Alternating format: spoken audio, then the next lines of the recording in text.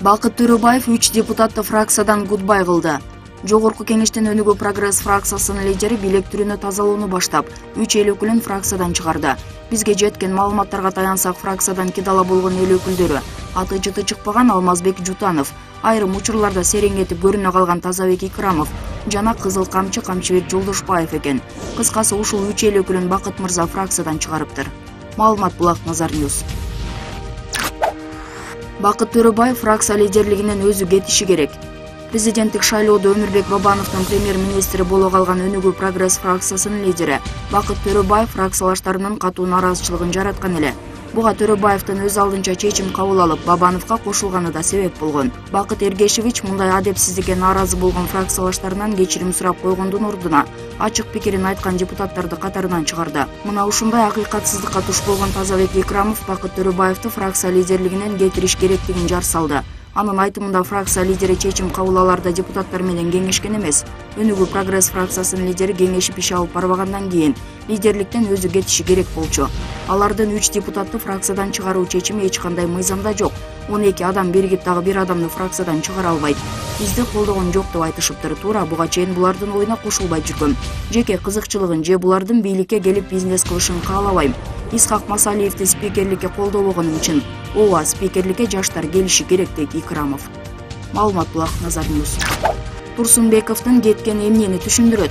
Чыныбай Турсунбековдун спикерлик кызматын тапшыруусун чуу дегенде эле шайлоо алдындагы жана шайлоо учурундагы иш-аракетине байланыштырып жатышат. Ал президенттикке талапкерлигин коюу ниетин билдирип, кийин партиянын жетекчилигин, андан партиядан чыгат деген эскертүүлөрүнөн кийин оюнан баш тарткан. Ал эми шайлоодогу үгүт учурунда нейтралдуу позицияны карманды. Саясаттануучу Марс Сариев да негизги себептердин бири ушул. Башкача айтканда, кызматын тапшырууга аргасыз кылышты деп ойлойт. Бирок башка айрым факторлорду да тизмектеп, шайлоодо уткан партия андан ары өзүнүн позициясын күчөтүү аракетинде баратат деди. Турсунбеков партияда калып жатат, анын спикерликтен кетиши логикага ылайыктуу.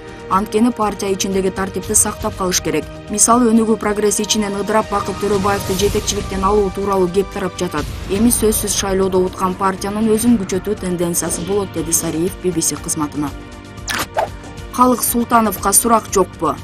Кырсыкты кайдан деп болбойт. Албетте бул кырсык болду. Бирок шалакылыктан улам экендиги айгине. 23 октябрь күнү Бишкек шаарынын Алы Токонбаев көчөсүндө Авангард стиль курулуш фирмасы куруп жаткан француз кварталы деп аталган көп кабаттуу элиттүү үйлөрдүн биринин 2 кабатынын монолит конструкциясы кулап түшүп, 11 адам жабыркады. Ооруканада 2 адам оор абалда жеткирилип, 9 адамдын абалы туруктуу. Мамлекеттик экотех инспекциянын архитектуралык көзөмөл боюнча башкы инспектору Шараф Ачылбиев кыйроо болгон жерге келип текшерип чыккандан кийин курулуш иштерин жүргүзүүнүн эрежелери одоно бузулгандыктан кыйроого учураган деп баа берди. Билсеңиздер, Авангард стиль курулуш компаниясы Алмазбек Атамбаевдин кеңешчиси, өлкөдөгү эң бай бизнесмендердин бири Калык Султановго таандык. Буга чейин Калык Султановдун Авангард стиль курулуш фирмасы Бишкек шаарынын 12-кичи районунда турган көп кабаттуу элиттүү үйдүн конструкциясынан жарака кетип ызы-чуу чыккан.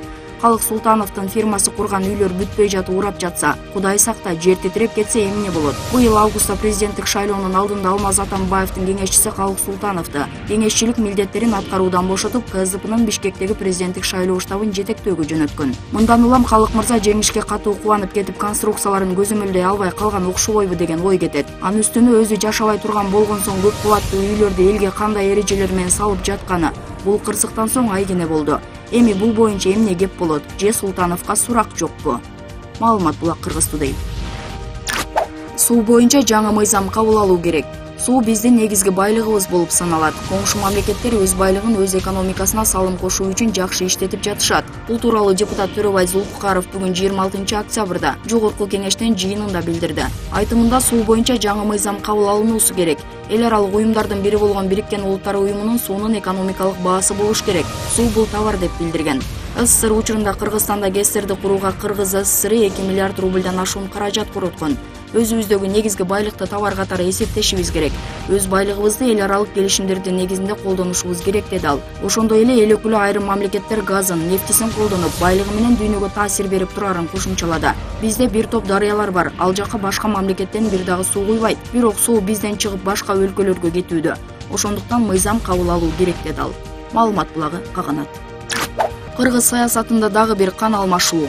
Жогорку кеңеш 25 октябрда өткөн жыйынында көпчүлүк коалиция тарабынан сунушталган депутат Дастан Жумабековду төрага кылып шайлады. Кыргызстан фракциясынын депутатын эл өкүлдөрүнүн 80% колдоого алса, дагы бир талапкер Исхак Масалиевке 32 депутат добуш берген. Бул жыйынтык менен Дастан Жумабеков 6-чакырылыштын төрагасы болуп шайланды. Акыркы кездери кыргыз саясий элитасында кан алмашуу процесси башталды. Буга чейин президент Атамбаев 25 жылдан бери саясатта жүрүп, элге зыяны гана тийип келген карт саясатчыларды ала кетерин айткан. Бул убада акырындык менен ишке ашууда. Эл өкүлдөрүнүн колдоосуна ээ болуп парламент төрагалыгына бекиген Жумабеков 40-тын кырынан эми гана ашты.